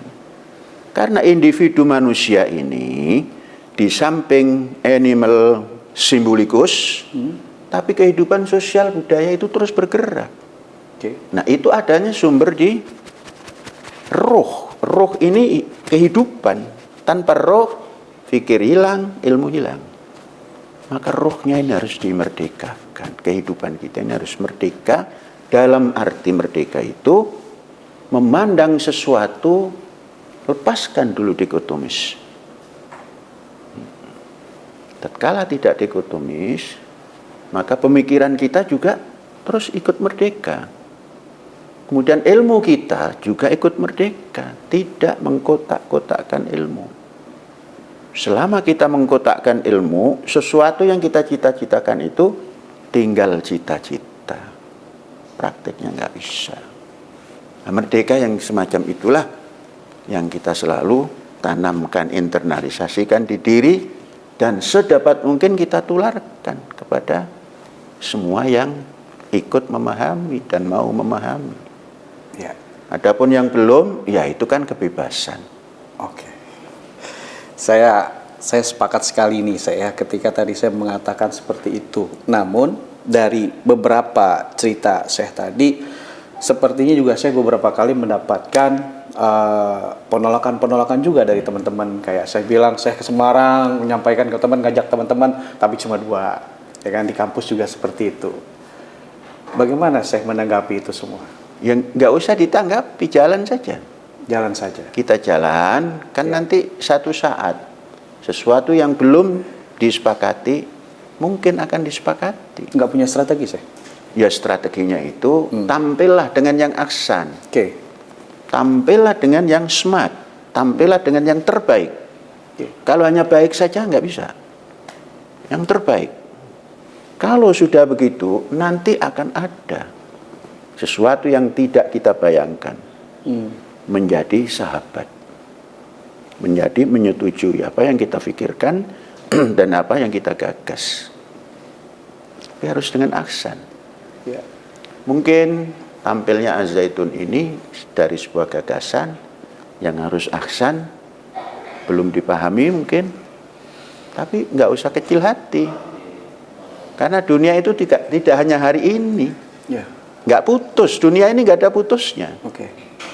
Bahasa kiamat itu adalah bahasa kebangkitan. Bangkit, bangkit, bangkit. Kalau habis, Tuhan nggak punya tugas nanti. Siapa yang mengabdi? Itu ya saya. Nah iya. Oke. Wa ma khalaqtul jinna wal insa illa liya'buduni. Tidak diciptakan manusia dan jin kecuali untuk mengabdiku. Nah kalau ini semua makhluk dihabiskan, siapa yang mengabdi? Maka kiamat kita maknai kebangkitan. Iya. Dari keterpurukan bangkit kembali, renesan, itulah kiamat, kebangkitan. Jadi Tuhan masih berfungsi di atas ketuhanan yang Maha Esa. Nah kalau kiamat hancur lebur, habis itu ketuhanan yang Maha Esa. Nggak punya manusia, nggak punya umat. Betul. Siapa yang menyembah dia gitu ya? Akhirnya? Bukan menyembah, Pengabdi. berdharma bakti kepadanya. Berdharma bakti. Oke. Ya semakin menarik nih saya. Tapi ketika saya mengatakan menularkan nih, apakah itu, maaf saya, nggak menjajah? Menjajah itu kalau pemaksaan, seperti VOC, mula-mula PT. PT hancur juga, menjadi VOC lagi karena korupsi. Firhan under korupsi, hancur. Dikembalikan ke negerinya, negeri yang mengambil, itu kan penjajahan namanya. Kalau pemikiran tidak ada penjajahan itu. Terima tidak terima. Yang dimaksud saya tadi strategi, dalam beberapa kali kayak kemarin di Eretan, itu saya menyanyikan lagu keroncong, dan bahkan saya menciptakan beberapa lagu keroncong. Saat ini ketika eranya berubah, kenapa saya tetap tanda petik menginginkan keroncong itu harus tampil? Ya, ini bukan menginginkan, iramanya begitu, namanya keroncong ya keroncong lagi itu saja. Oke. Nanti kalau iramanya itu dinamakan apa itu ya, namakan nama ini nggak penting. Oke. Apa ya saya taunya musik ya begitu, seperti itu. Iya. Adapun nanti dirubah menjadi yang apa, saya nggak kenal musik. Oke. Iya. Ya termasuk saya sejujurnya bertanya dalam hati, ini masih boleh nggak ya instrumennya itu diubah gitu? Nah silakan yang bisa. Oke. Ya, saya bisanya hanya begitu. Siap. Iya. Saya arti seni buat saya apa? Terus ketika saya dalam memimpin, seni seperti apa yang saya Seni itu sesungguhnya hanya sebuah gaya saja, hindam saja. Gaya itu. gaya? Ya gaya berjalan yang bagus seperti apa gitu. Oke. Ya terkadang harus jinjit kaki. Apa telapaknya Iya, nggak numpang iya. gitu. Berarti artinya ada pilihan ya dalam memimpin. Ya ada pilihan. Dan masing-masing pemimpin itu sudah pasti boleh beda. Ya bukan boleh beda, nggak tentu sama Nggak gitu tentu ya. sama. Oke. Iya, iya. Saya tadi kan saya tanya tuh pas off air sebelum kita talk show. Saya mahkotanya kemana? Kok nggak dipakai gitu kan? Nah ini pertanyaannya filosofi jazz dan songkok juga tadi saya Sri Wisnu jazz. Yang lain mungkin belum mengenal atau karena sesuatu mereka tidak menggunakan jazz. Nah sekarang di Al Zaitun ini santri-santri itu menggunakan wardrobe. Ya wardrobe-nya adalah jazz dan songkok. Ada filosofi apa sih? Ya supaya nggak susah lah. Kalau pakai jas kan ringkes. Oke. Dan celana panjang nggak pakai sarung? Lah iya kan celana panjang lebih enak lah dipakai. Nggak pakai ada orang terus nyingket-nyingket gitu kan. Nah, ya celana panjang itu saja. Iya, iya, iya. Adapun songkok ya supaya punya ciri lah bahwa kita ini Indonesia gitu. Salah satu ciri. Iya. Oke. Sebab saya datang ke Maroko, itu orang Maroko manggilnya Ahmed. Nama saya Abdus Salam, baru oh ya Abdus Salam gitu. Mengapa kamu manggil Ahmed? Ahmed Soekarno katanya. Tuh. Oh, oke. Iya, Ya, itu ya, di ya. Maroko saya. Tapi Dipanggil Ahmed, bukan nama saya bukan Ahmed, Abdus Salam. Oh ya, selamat datang Abdus Salam. Kenapa kepanggil Ahmed? Ahmed Soekarno. Oh. Itu generasi seumur saya waktu itu. Yang umurnya ya sekitar belum 40 ketika itu. Saya melanglang buana itu masih 30-an. taunya Ahmed Soekarno ya? Tahunya Ahmed Soekarno. Masuk pakai songkok begitu Ahmed. Dan saya selalu songkok tinggi ketika itu. Tinggi, iya, iya, iya. Saya datang ke Saudi juga begitu orang. Apa sih filosofi dari songkok tinggi? Iya, yang ingin tinggi saja supaya beda gitu. Kan ketika Iya, itu orang kampung ada yang tinggi tapi tidak seni, kurang seni gitu. Kita rubah. Kalau mau tinggi seperti ini jadi ada pantasnya. Iya kan kalau ini kan tinggi segini terus ada kayak lebih sedikit gitu. Ya, itu desain dari sini. Terus kita buat. Memang pengen lebih tinggi aja gitu. Bukan, Ya, ya kepingin seperti itu saja. Iya, ya seru nih, seru. Oke, thank you saya. Terus nah, masuk ke santri nih saya. Kan ribuan nih santri di Al Zaitun. Ketika saya merawat dan melindungi anak-anak santri itu menggunakan cara bagaimana saya?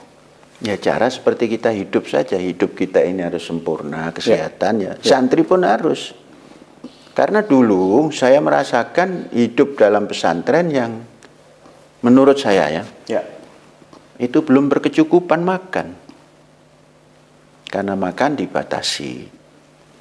Kemudian asupan yang masuk itu tidak seperti yang dihajatkan oleh badan. Nah, sehingga terasa kurang makan itu. Nah, orang kurang makan, merasa kurang makan. Itu sakit. Bukan seperti sakit flu, bukan. Sakit aja gitu.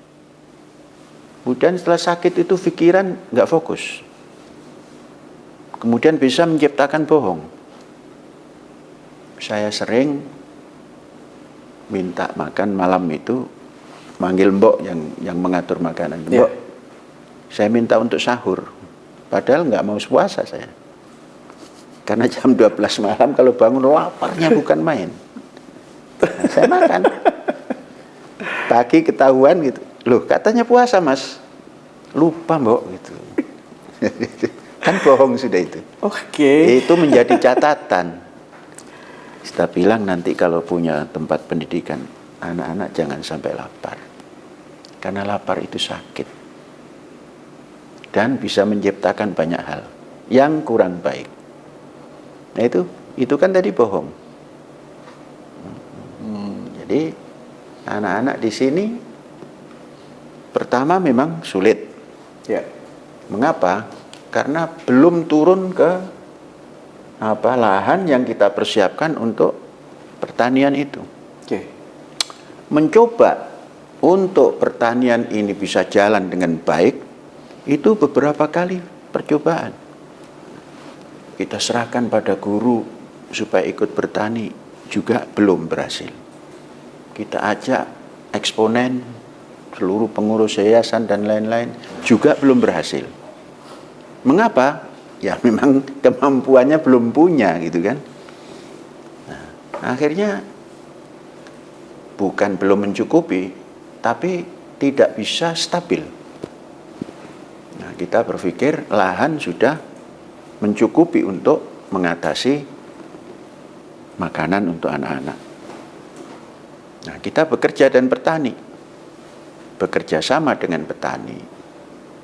Kita bentuklah yang namanya Paguyuban Petani Penyangga Ketahanan Pangan Indonesia. P3KP.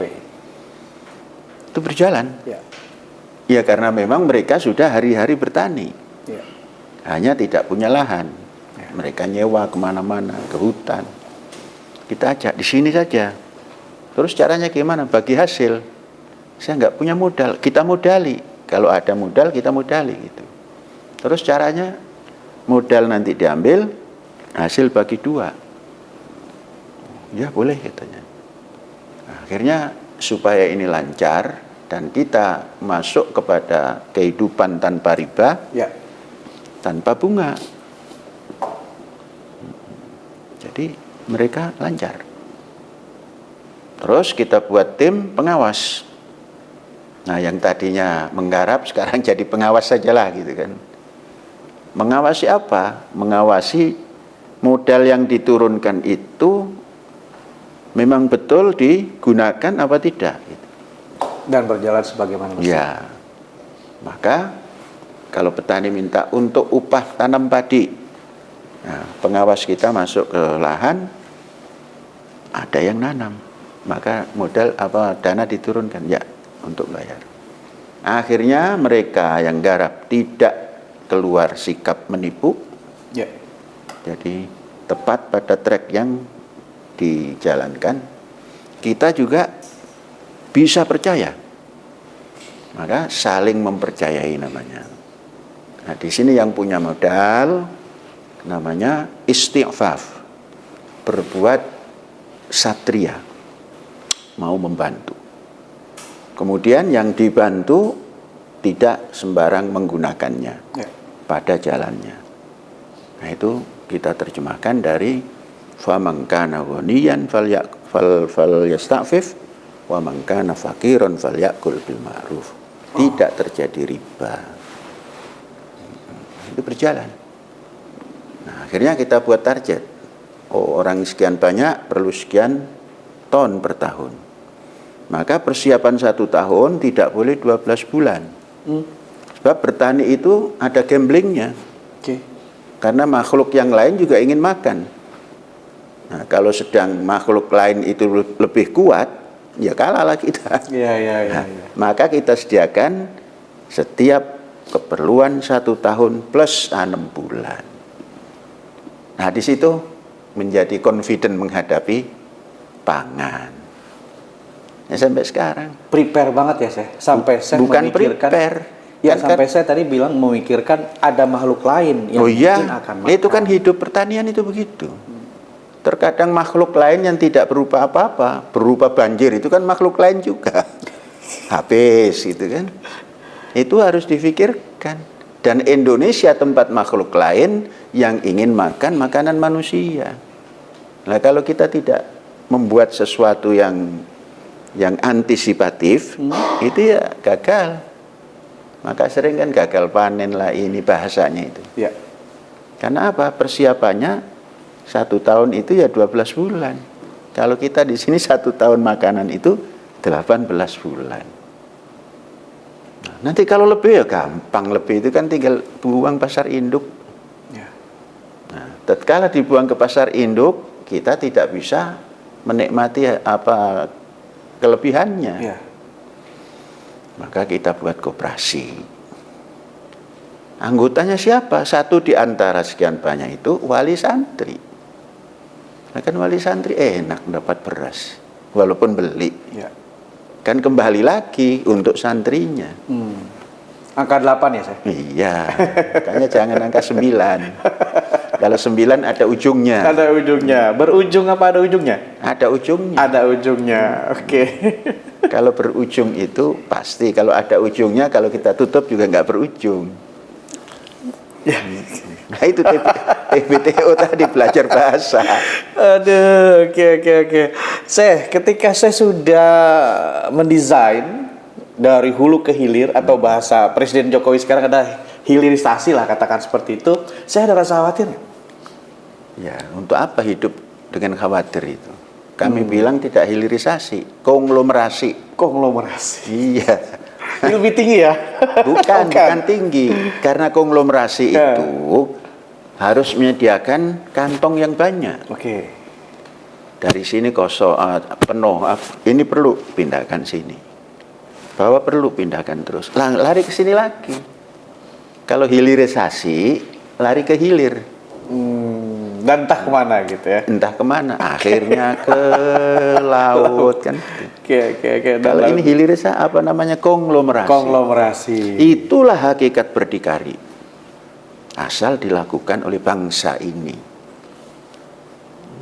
Nggak takut dibilang kapitalis ya? Gimana? Nggak takut dibilang kapitalis. Bagaimana kapitalis? Kapitalnya dimakan terus. Kapitalis itu kapital disimpan. Ya. Sehingga ini akan menggunung, yang lainnya menjadi landai terus.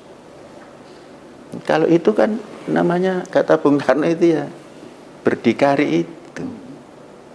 Kalau berdikari, lari ke sana ada yang dipijak, lari depan ada yang dipijak. Dan itu milik sendiri? Lah ya milik bersama lah. Oh, milik kalau bersama. milik sendiri kapitalis. Milik bersama. Itu teori kibut itu. Pesantren di Iya. Israel. Oke. Iya. Lah kita punya pesantren, ya inilah teori pesantren. Maka kalau ingin membuat pendidikan yang bagus, teori pesantren harus dipakai. Clear ya? Ya, inilah contoh Az-Zaitun. Ya. Sampai dipertanyakan dari mana dana. Nggak usah dipertanyakan. Mestinya kok bisa lancar. Apa kira-kira hambatannya kalau ini lancar terus ada hambatan? Ya hambatannya kalau rekeningnya diblokir gitu kan. Ya. Kalau itu hambatan. Oh, yang tidak yang bisa jalan di stop. Itu kan kalau kita merujuk pada dasar negara, ini yang mana ini? Dasar yang mana ini yang menyetop kemajuan itu? Yang 5 itu ya? Iya. Jangan dulu kepada yang detail lah. Ya. Kalau detail kan Undang-Undang Dasar 45. Yang dasar saja. Ya. Kira-kira yang mana ini yang mengizinkan kelakuan mendidik terus di stop? Tapi sebagai seorang pendidik, jangan takut. Nah, karena itu milik kita, ya akan kembali ke kita. Oke. Tidak berlaku di situ yang namanya suratul Anfal itu. Ghanimah itu kan berarti mau dijadikan ghanimah. Masa dengan bangsa sendiri kok dijadikan ghanimah? Dengan lembaga pendidikan kok kekayaannya dijadikan ghanimah?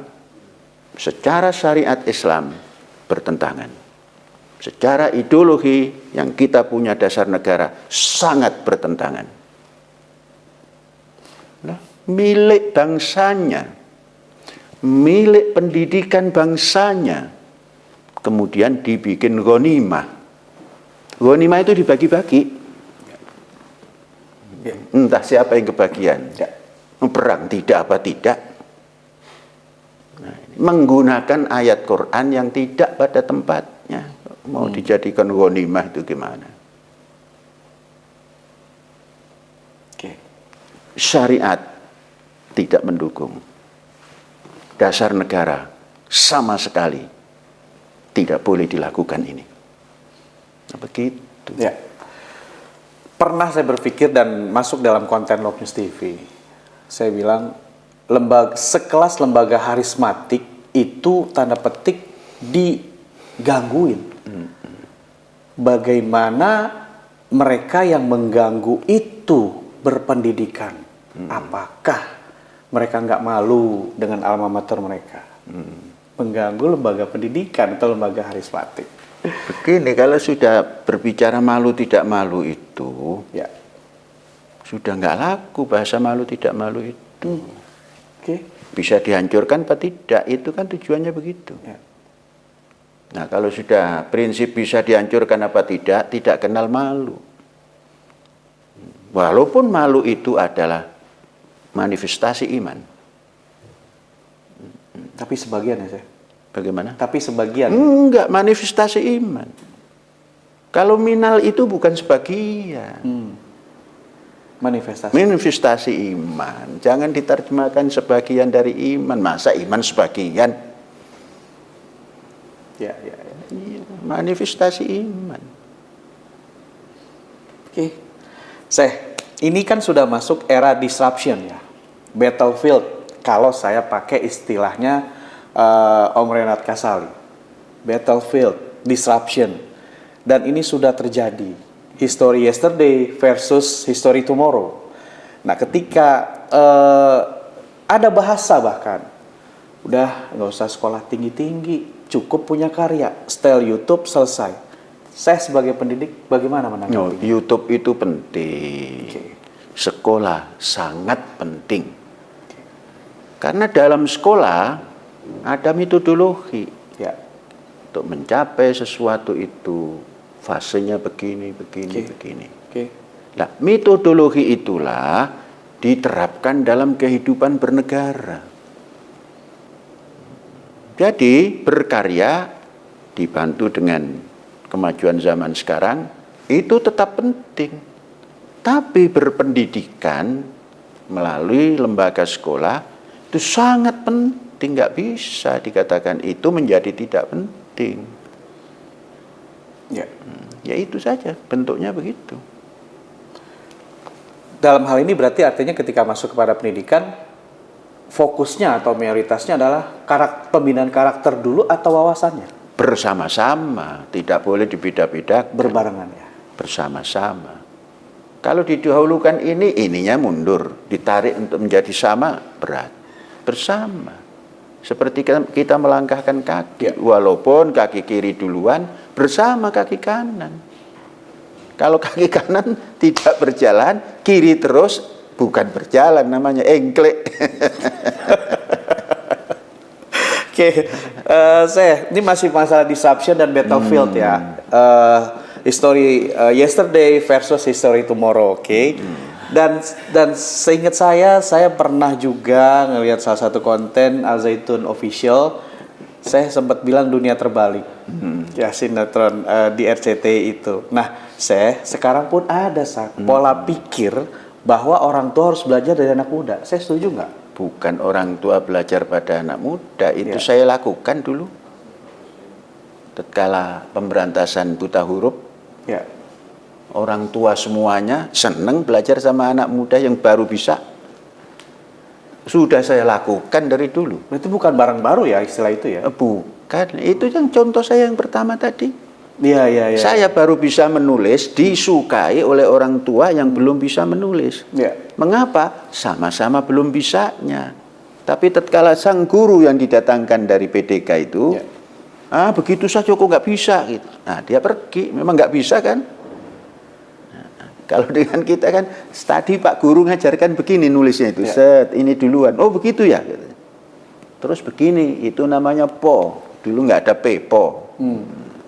Po? Iya, kan dulu saya dikenalkan huruf itu bukan ABCD. Polowogoro, Nogo Soto Tomoho. Oh, kayak gitu. Zaman saya itu. Kalau saya nggak bisa, kalau saya kayaknya nggak bisa tuh ngomong saya. Ya nggak bisa, bukan orang Jawa. Terus kalau kalau A, Palawagara Nagasata Tamaha. Itu A, nak. Oh, P-nya berarti ngikut terus ya? Iya, ngikut terus. Supaya kenal kalau A ditaruh di P itu jadi PA. Oh oke, untuk Jadi nggak dieja oke, dulu. oke. Bukan PA, PA, PU, PU, PAPU, enggak. Zaman kami dulu nggak begitu, maka cepet. P sama O, Po, gitu. Mengapa Polowogo? Pelewe gerene kesede. Bingung sih ngucapinnya saya. Bingung. Orang hidup di tanah Melayu, nah saya hidup di tanah Jawa, tapi ingin bisa bahasa Melayu dan Indonesia, ya begitu cara dulu. Metodik didaktiknya begitu. Sekarang saya terapkan di kampung kita, nggak ngerti juga, karena sudah bukan zamannya. Bukan zamannya. Ya. Oke. Saya coba karena ada pembicaraan ini, waktu saya mengajarkan para orang tua itu sempat emosi, terus gimana sih saya dalam mengolah emosi Syekh? Enggak ada emosi, sama-sama nggak bisa. Dari saya baru bisa, orang tua-tua itu belum bisa.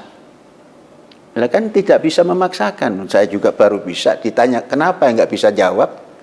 Pokoknya begini tadi Pak Guru ngajarkan Po itu begini. Oke. Jadi mungkin dalam hidup saya nggak ada kenal emosi ya? Ya kenal emosi. Saat apa saya? Saat apa? Ya tatkala kita sedang main bola suruh pulang cepat-cepat itu marah itu.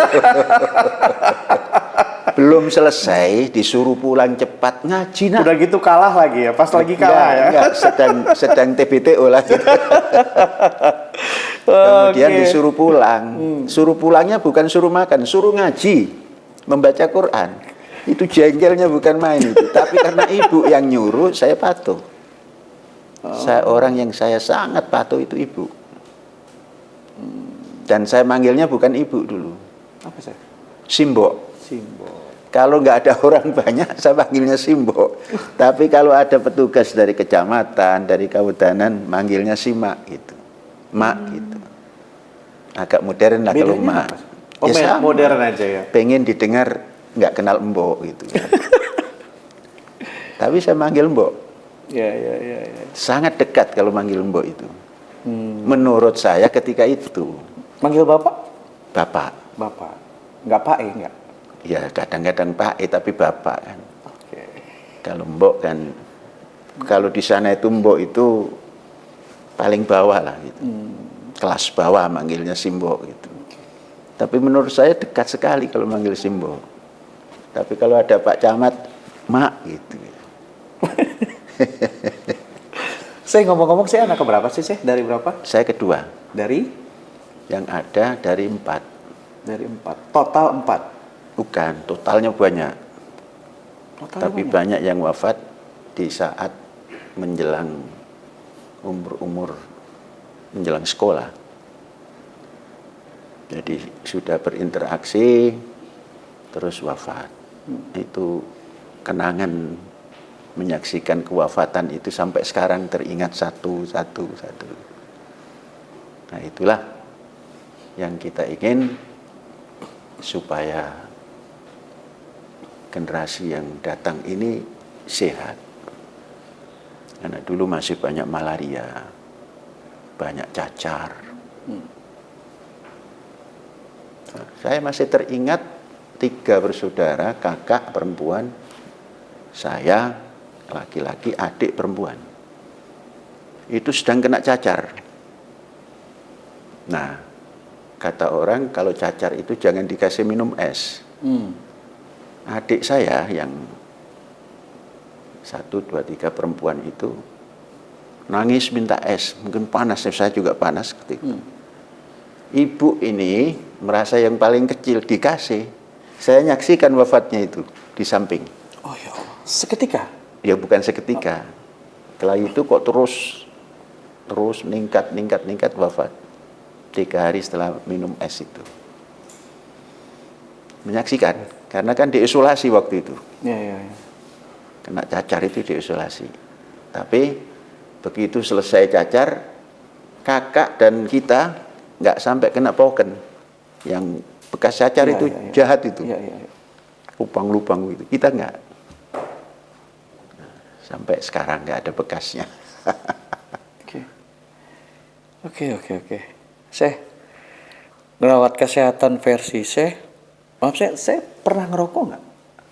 Dulu waktu di kantor terbawa-bawa. Terbawa-bawa. Iya, tapi enggak merokok yang beneran itu. Terus sampai di Ciputat, itu tidak terlalu merokok karena tidak banyak uang. Lebih baik dibelikan buku gitu. Jadi bisa merokok karena tidak banyak uang ya. Iya. Kemudian sudah mengajar di Menes, itu masih kepingin merokok, tapi sudah punya anak. Lebih baik untuk anak. Akhirnya memutus sudah daripada ngerokok. Berarti always moment in time ya, ketika saya ingin menghentikan sesuatu itu selalu tepat ya. Ada gitu loh. Apa reasonnya gitu ya saya. Malah kita ditantang oleh seorang kiai yang di Menes itu ada nama Kiai Kosasi. Ya. Kiai, saya kok pengen berhenti merokok. Sepertinya nggak gampang gitu. Punya iman nggak ente katanya? Kok begitu? Kalau punya iman ingin berhenti ya berhenti saja, nggak usah diskusi katanya. Ya hari itu berhenti kita. Nah, satu hari lagi karena musolanya sama. Kiai punya iman gak? Aku masih merokok. Loh, saya belum ingin berhenti katanya. Saya belum ingin berhenti. Jadi nanyanya nggak tepat. Kiai itu logikanya berjalan. Oh, saya kan belum mau berhenti gitu. Ya iman lah itu. Nah, kita gerpol itu gerakan politik. Merokok itu begini. Iya, iya, berarti betulkan saya kan. Berhenti. Ya, saya berhenti. Nah, itu baru punya iman Kiai gitu. Punya kawan. Oke. Dalam komunikasi artinya saya selalu punya punya tanda petik saving ya berarti ya. Iya dong. Dan kan saya tadi, saya itu dulu dan sampai waktu kecil sampai di kantor saya melewati kalau bergaul itu hampir tidak yang setara. Seumur enggak, di atas. Itu Kiai, waktu kita diskusi, saya belum 30. Kiai itu sudah 65, tapi akrabnya bukan main. Akrabnya bukan main. Jadi kalau kita di jalan itu, itu ada Ustadz lewat, panggil dulu, ngobrol gitu. Nah, kedekatan begitu, dari dulu itu. Senang. Karena kalau setara itu kan biasalah. Kalau berantem gitu kan. Kalau yang di atas kan kita harus hormat terus. Itu yang kita nggak mau berantem itu karena yang di atas. Saya selalu diajarkan oleh orang tua, hormati yang di atasmu. Nah kalau bersama itu sering berantem karena sama-sama gitu. Sebenarnya saya nggak mau nanya nih ya kan, sama saya nih sebenarnya saya nggak mau nanya. Tapi ketika saya ungkapkan kata berantem dulu sering saya berantem. Ya tidak juga, karena kita menghindari berantem, maka ya pergaulannya dalam pembelajaran saja gitu. Tapi kalau dalam bergaul, menyampaikan gagasan dan sebagainya, harus yang atas. Kalau kita salah atau diskusi kemudian mentok, ya maklum saya lebih bawah dari ente gitu. Alasannya begitu saja. Jadi tidak ada berantem. Ketika apa sih saya ingin menghindari konflik itu? Ya ketika kita punya gagasan terus ditantang. Wow. Iya, itu kadang-kadang ingin juga memaksakan ingin gitu, tapi enggak. Lah itulah kalau enggak dipahami bisa berantem. Entah itu berantem mulut, entah itu pelotot-pelotot begitu. Tapi berantem fisik saya enggak pernah dari dulu. Dari dulu. Tapi belajar silat? Bagaimana? Silat, belajar. Dulu kalau nggak belajar silat, sudah nggak masuk kelompok itu. Nggak bisa masuk TBTU kalau nggak bisa silat. Lucu itu. Saya boleh pakai ya TBTU ya, saya kata-katanya ya. Iya, jangan sekarang melanggar hak asasi. Baru ungkapan saja melanggar hak asasi, tendang orang namanya. Dulu kan dimulai bahasa itu ingin mempraktekkan bahasa Indonesia. Tidak ngerti artinya itu. Syekh, ini lumayan. Terakhir Syekh, boleh ya saya satu lagi. Ini masuk ke ekonomi. Ya, saya sepertinya sudah menjalankan circular economy ini, zero waste gitu kan. Dan ini saya terapkan di Al Zaitun. Kemarin kan kami Log News TV juga sudah ke beberapa potensi-potensi sumber mat Al Zaitun, dan itu circular ekonominya jalan serta zero waste banget. Saya yakin ketika Menteri Bang Sandi ya itu tahu betul di sini ada circular ekonomi, mungkin akan sering-sering kesini dan belajar dengan saya. Oh, jangan mengharap yang begitu. Oh gitu ya saya. Mau orang mengikut bagus, tidak mengikut nggak apa-apa. Karena ini keperluan kita kok. Nah kalau kita mengharapkan dipuji orang, nggak ketemu. Takut dibenci orang juga nggak ketemu. Hajat kita itu untuk bisa hidup dengan sehat. Nah untuk itu diperlukan support. Nah support itu harus kita adakan. Masa makan saja biar dipuji orang kan nggak perlu. Ya sudah, jalankan saja kalau itu bisa mendukung kehidupan sehat. Ya kan begitu. Karena sehat itu bisa mengangkat cerdas. Ya. Kalau sudah sehat cerdas, tumbuh kemanusiaan. Disuruh atau tidak disuruh. Gitu kan. Oke, Syekh, terima kasih banget ya Syekh. Sudah berkenan ngobrol dengan kami Log News TV. Dan ini sekali lagi memang ada pertanyaan. Tadi sebelum saya berangkat ke sini pun ditanyakan, wah ini yang kita kepingin. Kita kepingin sosok Syekh Panji Gumilang tuh seperti apa sih? Kita udah nggak mau nonton media-media atau baca atau YouTube yang isinya tuh ujaran kebencian dan tidak fakta sama sekali. Makanya kami ingin ada podcast atau talk show yang seperti saya sampaikan dan seperti yang kita sudah lakukan ini. Bagaimana Syekh dari kecil, produktif, dan sampai dengan saat ini mempertahankan atau berstrategi dan lain-lain. Dan alhamdulillah saya sudah mencatat semuanya. Dan mulai sekarang TBTO saya hilangin deh. Ya, Log News TV, alhamdulillah obrolan saya dengan Syekh sudah selesai, hampir lebih kurang 1,5 jam.